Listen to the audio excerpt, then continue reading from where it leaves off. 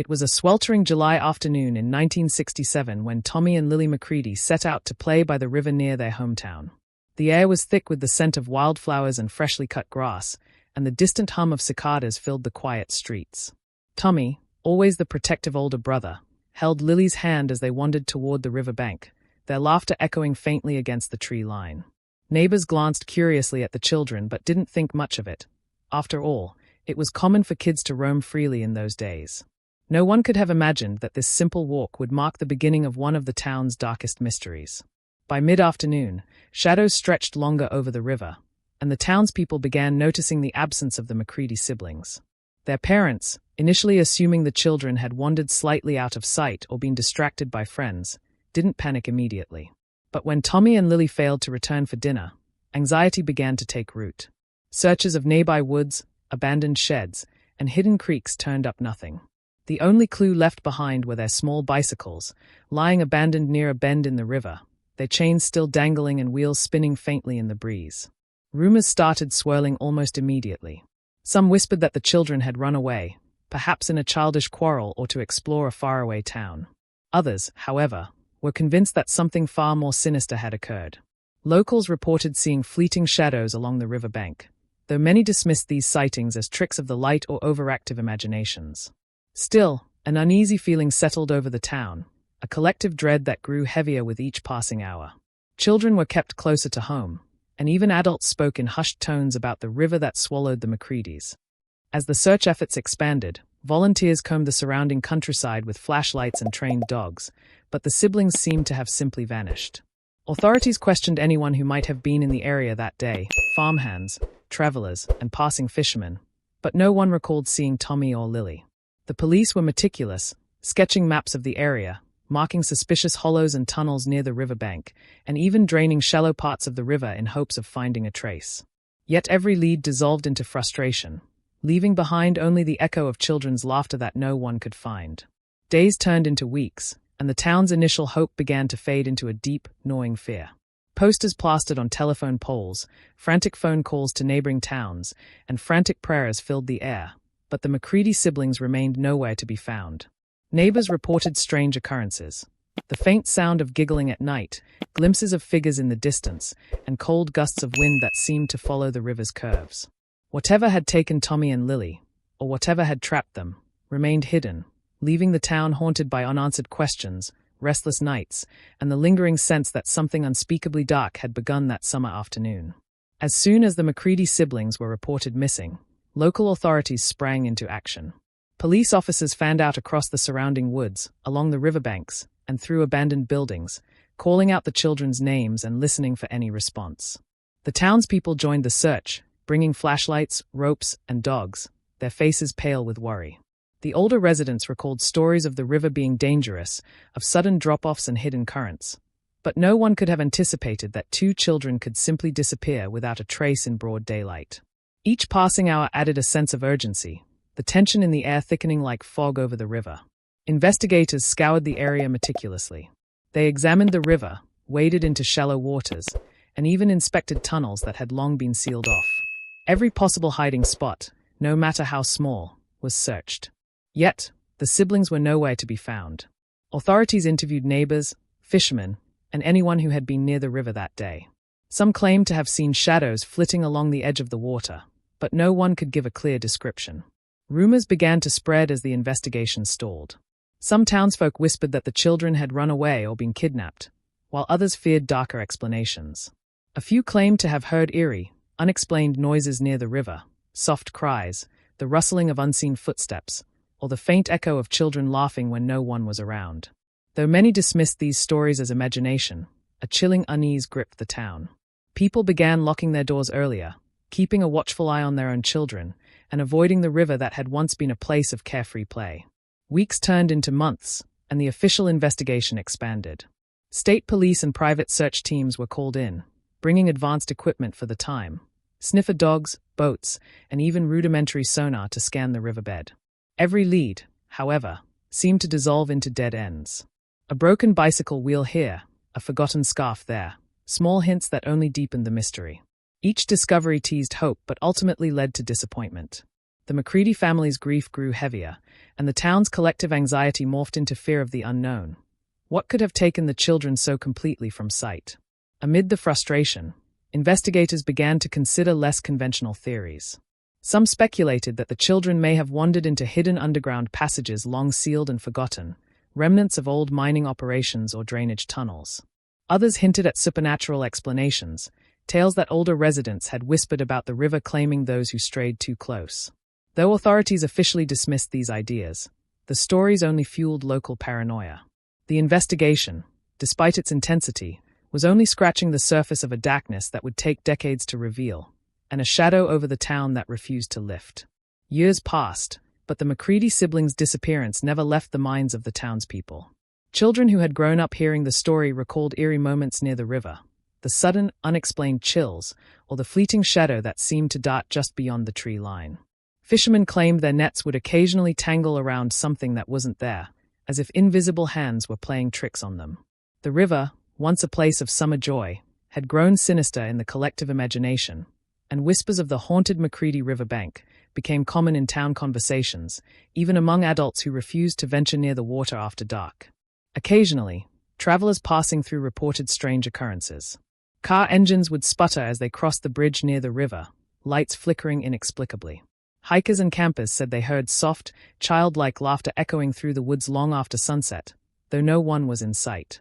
Even more unsettling were the reports from those daring enough to approach the abandoned tunnels beneath the river. Doors once thought sealed were now partially ajar, revealing narrow, dark passageways that seemed to breathe with an unseen presence.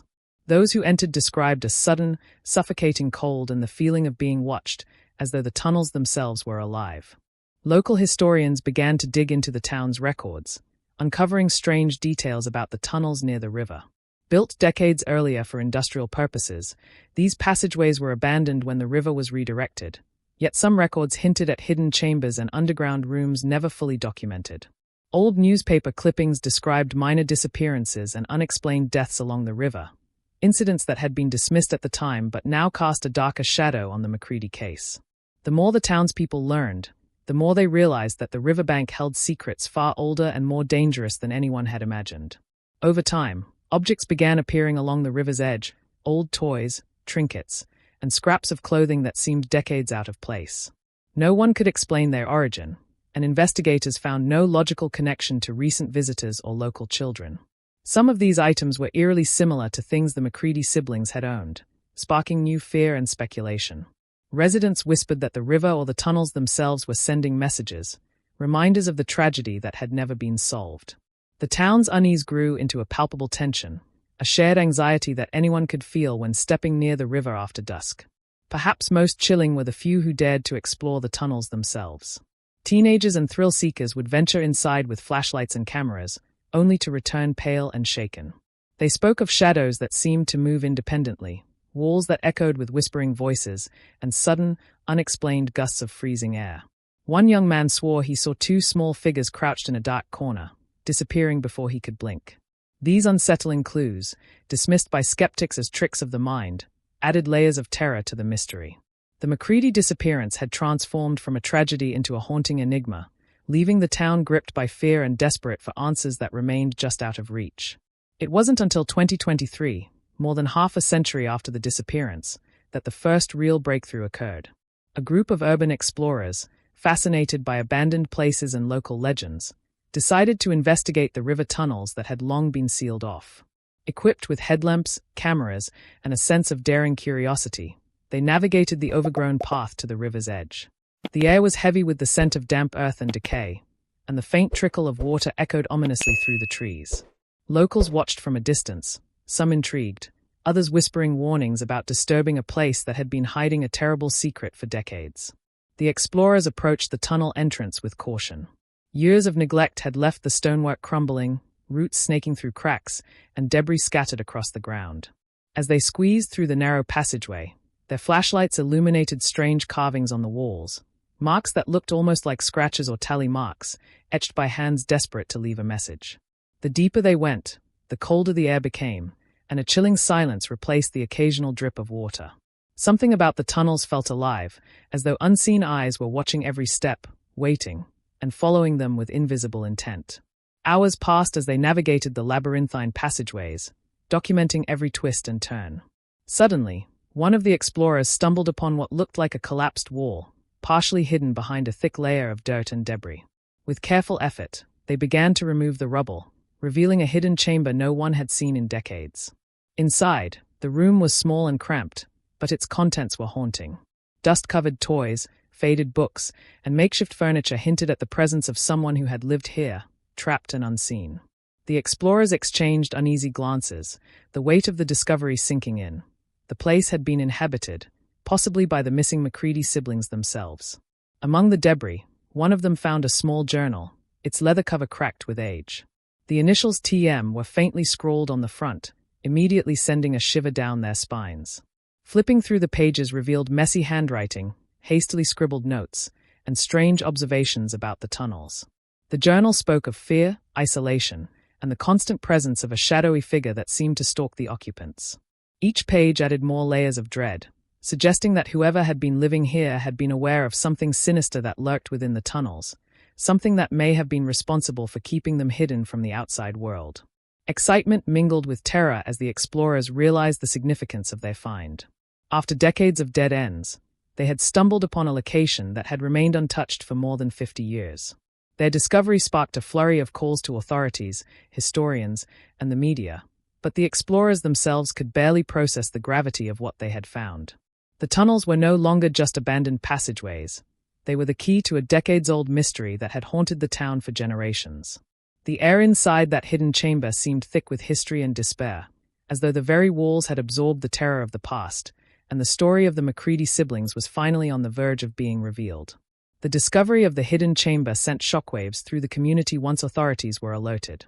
A specialized team was called in to carefully clear the debris and examine the site, moving slowly as if the walls themselves might crumble under too much pressure. Every inch of the small, claustrophobic room was scrutinized, and what they found made hearts stop. Beneath layers of dust and decades of neglect were human remains, carefully preserved in the shadowed corner of the chamber. Experts immediately recognized the grim reality. These were the remains of Tommy and Lily McCready, missing for 56 years, whose fate had been the town's darkest, unanswered question. The chamber itself told a haunting story. Among the remains lay remnants of makeshift bedding, a few tattered toys, and a small collection of worn clothing, evidence of a life lived in fear and isolation. The walls bore strange scratch marks, tally marks etched into stone as if counting the days, or perhaps counting something more sinister. Investigators speculated that the children had survived for some time, trapped in this underground prison, before succumbing to the harsh conditions. The air in the chamber carried a damp, metallic scent, heavy with the weight of decades of secrets, leaving those who entered feeling an unshakable chill.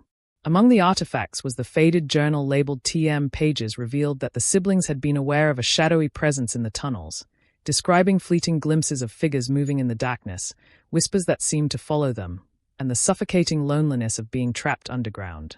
The writings suggested a terrifying awareness of something lurking just out of reach, something that had prevented escape and may have been responsible for their ultimate demise. Each entry increased the sense of horror, showing a struggle not just for survival, but against an invisible force that had watched them from the shadows. The implications of the discovery extended far beyond the siblings' tragic end. The authorities realized that the chamber's existence had gone unnoticed for decades, hidden by the natural collapse of the tunnels and the neglect of industrial records. The question that haunted everyone was how such a place could remain secret for so long in a small, closely-knit community.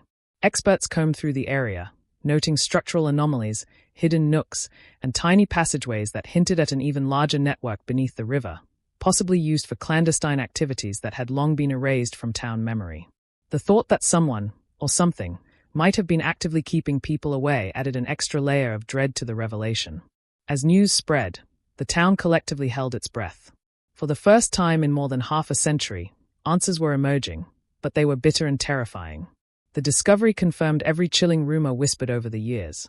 The siblings had been trapped, the tunnels were more than just abandoned passageways, and something unspeakably dark had been involved.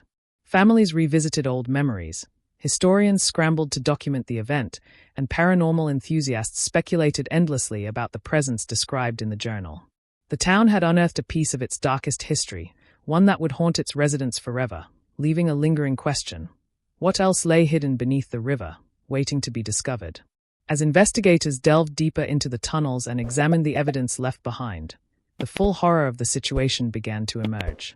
The McCready siblings' chamber was only one small part of an extensive underground network stretching beneath the town, an intricate labyrinth of dark passageways, hidden chambers, and long-forgotten drainage canals. These tunnels were originally built decades earlier for industrial purposes, but over time, they had become neglected and overgrown, concealing secrets that no one above ground could imagine. What had once been a place for workers and machinery had transformed into a silent, ominous trap, capable of swallowing anyone who stumbled inside. Historical records revealed an even darker layer of the story. Some documents suggested the tunnels had been used for illegal activities, smuggling contraband, hiding stolen goods, and possibly more sinister acts that had been intentionally erased from official town memory. Old photographs depicted mysterious figures entering hidden entrances along the river, and interviews with elderly residents recalled strange operations late at night. It became clear that the McCready children had unknowingly stumbled upon a place that some adults wanted to remain buried, a place where the line between human greed and something far more malevolent blurred in the shadows. Forensic experts studying the chamber noted evidence that the siblings had survived for some time after becoming trapped. Faded scraps of food, worn clothing, and makeshift bedding indicated a struggle to maintain a sense of normalcy in a place of absolute confinement. But the journal painted a chilling psychological picture. The children had been terrified of the tunnels themselves. They described hearing footsteps when no one was present, shadows that moved independently, and whispers that seemed to echo from the walls. It was as if the tunnels had a consciousness of their own, a malevolent presence that observed them, manipulated them, and ultimately prevented any chance of escape. Paranormal investigators, called in by curious townspeople, added another layer of unease. Using thermal imaging and electromagnetic sensors, they recorded unusual readings within the tunnels, cold spots far colder than the surrounding underground air, unexplained shadows, and faint whispers that seemed to carry meaning. Some researchers speculated that the tunnels had become a focal point for residual energy from past tragedies, amplified by decades of neglect and human malice. Whether natural or supernatural, the evidence suggested that the underground labyrinth was not just physically dangerous, it was psychologically and emotionally oppressive, a place that had consumed lives without leaving a trace. The more the investigation progressed, the more it became clear that the McCready case was just the tip of the iceberg. The tunnel's design, the hidden chambers, and the evidence of prior inhabitants hinted at a history of disappearances that had been quietly erased. Each new discovery amplified the town's fear, forcing residents to reconsider their quiet streets and familiar riverbanks. The tunnels beneath their feet were no longer merely forgotten infrastructure. They were a sinister underworld where past horrors had left their mark, and where the disappearance of Tommy and Lily was only one of many tragedies carefully hidden from the surface world. News of the discovery spread like wildfire, and the once quiet town was thrown into a whirlwind of shock, grief, and morbid fascination. Residents who had long lived with the haunting mystery could scarcely believe that after 56 years, the truth had finally emerged.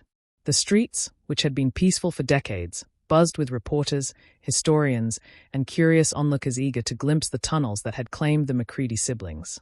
Families revisited old memories of that fateful summer, recalling the fear and uncertainty that had hung over the town, now magnified by the grim reality that the children had been trapped just beneath their feet all along.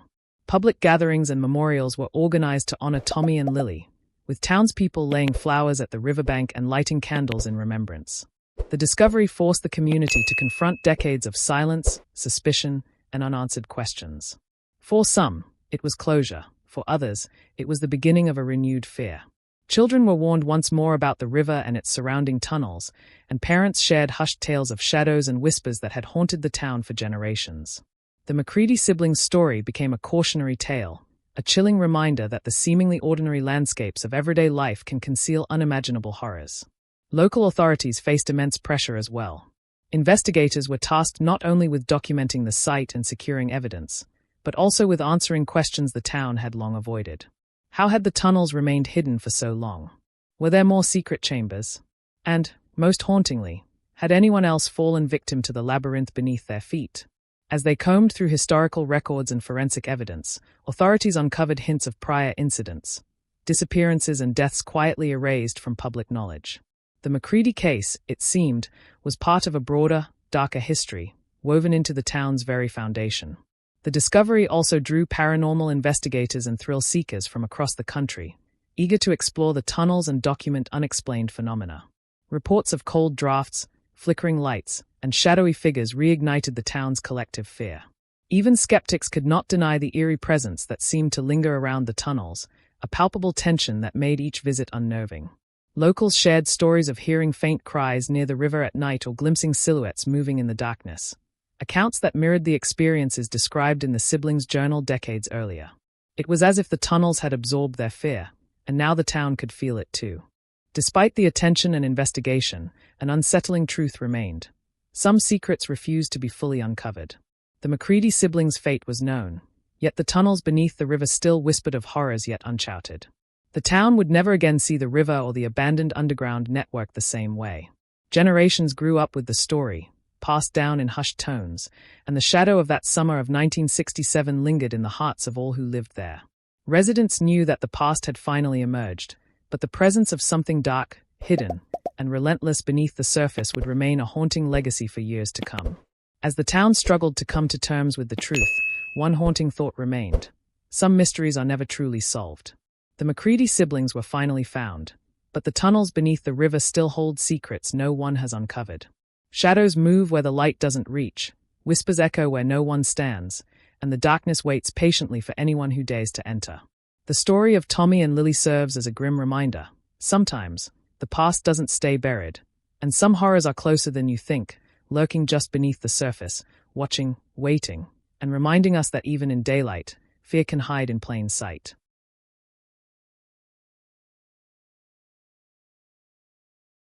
If you liked this video, don't forget to hit that like button, share it with your friends, and drop your thoughts in the comments below. Most importantly, subscribe and hit the bell icon so the next secret finds you first.